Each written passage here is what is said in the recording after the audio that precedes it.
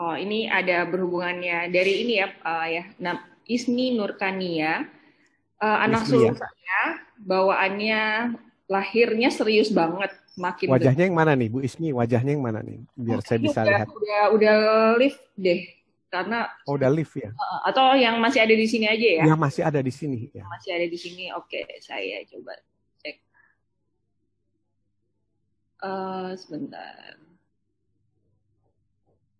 Dari Dwi Suci.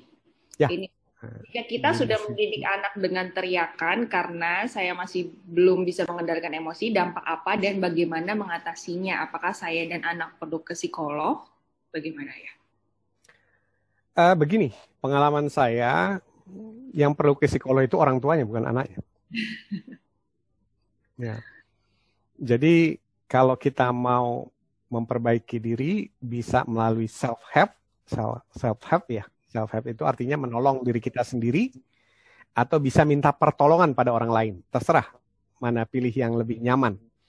Kalau saya lebih nyaman, pertama meminta pertolongan pada orang lain, kedua saya melakukannya sendiri di rumah, melatih.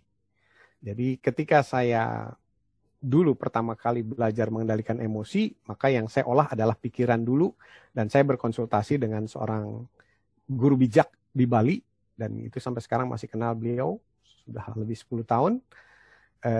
Setelah itu saya melakukannya sendiri, berlatih di rumah. Karena berapapun seringnya kita ketemu psikolog, kalau kita tidak mau melakukannya dan berlatih di rumah, percuma saja. Gitu. Jadi fungsi psikolog sama dengan fungsi buku kita ini. Buku kita ini adalah psikologi yang tertulis.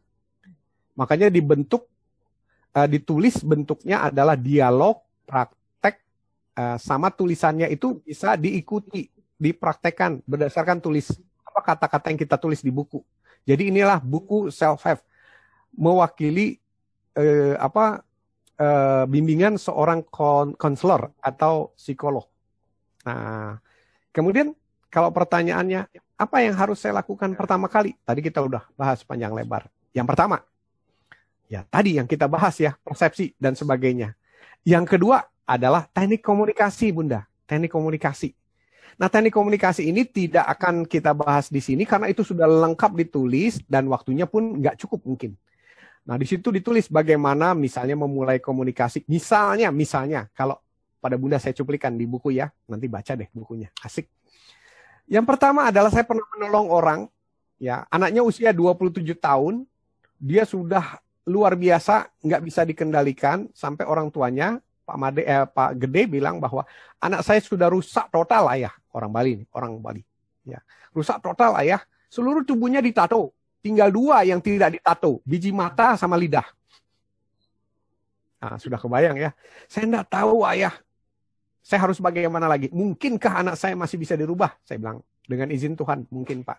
Hari itu juga saya praktekkan, saya latihkan kepada beliau bagaimana cara memulainya. Itu saya tuliskan di buku. Yang pertama adalah ya niat dalam hati, ucapkan kepada Tuhan bahwa saya mulai hari ini mau berubah. Itu niat pertama. Ya, innama a'malu binniyah. Segalanya diawali dari niat. Ketika niat itu ditanamkan dalam hati, kemudian saya minta dia mengucapkan. Waktu itu di depan forum, jadi ada sekitar 200 orang, dia berdiri di depan dan saya pandu. Mengucapkan, pada Tuhan yang Bapak percaya, saya bilang. Tuhan, hari ini saya mau rubah sifat saya, perilaku saya mohon ampun padamu, saya berdosa, dan gitu ya. Pokoknya pertobatan. Nah, pertobatan yang nasuhah, yang beneran, gitu, bukan tobat sambal ya. Nah, berikutnya adalah meminta maaf. Meminta maaf. Jadi waktu meminta maaf ini harus tulus. Jadi jangan pura-pura minta maaf. Bilang sama anaknya nanti, kalau perlu peluk, ajak dia ke satu tempat yang cuma bapak berdua. Biar dia nggak malu, bapak nggak sungkan. Diliatin orang. Diajak ke satu tempat berdua, kemudian si bapaknya itu melakukan pertobatan dengan cara meminta maaf kepada anaknya, sampai peluk, sampai nangis. Saya bilang, sampai nangis nggak apa-apa Pak, karena nangis itu dari hati. Dan dia lakukan itu. Dan ini SMS-nya, waktu itu belum zaman WA, SMS-nya masih saya simpan sebagai kenangan sampai sekarang. SMS dari Pak Gede, Ayah Edi ayah pernah bilang ya, menjanjikan bahwa nanti 3 bulan anak saya akan berubah kalau saya berubah. Jadi anak akan berubah kalau kita berubah. 3 bulan. Ternyata setelah saya praktekkan cara ayah Edi dengan sungguh-sungguh, tidak perlu 3 bulan. 3 hari anak saya sudah 50% berubah. 3 hari. Nah, sisanya saya bilang, tolong Pak dilatih dialognya, kedekatannya, ganti ini dengan diskusi dan sebagainya. Waktu itu saya baru lisan. Sekarang Bapak Ibu sekalian punya tulisan yang tidak akan hilang. Kapanpun bisa dicari lagi. Lupa bisa dibaca lagi. Itu ada di buku yang kita beli. Atau yang kita cetak. Atau yang kita tuliskan. Untuk ayah bunda sekalian. So jadi, itu tadi Bun pertanyaannya adalah ikuti apa yang dianjurkan oleh buku itu, lakukan dengan tulus, praktek, saya katakan praktek. Jadi kalau saya dikatakan apakah ayah Edi sekarang sudah jadi orang tua yang baik? Belum, saya katakan. Dalam proses menjadi lebih baik, iya. Dan bahkan ketika saya menulis buku itu saja, saya masih terus praktek. Praktek. Dan praktek. Kata kuncinya di praktek, dan nanti perubahannya kita nikmati pelan, tapi pasti. Rumusnya cuma satu. Ketika kita berubah, anak kita berubah.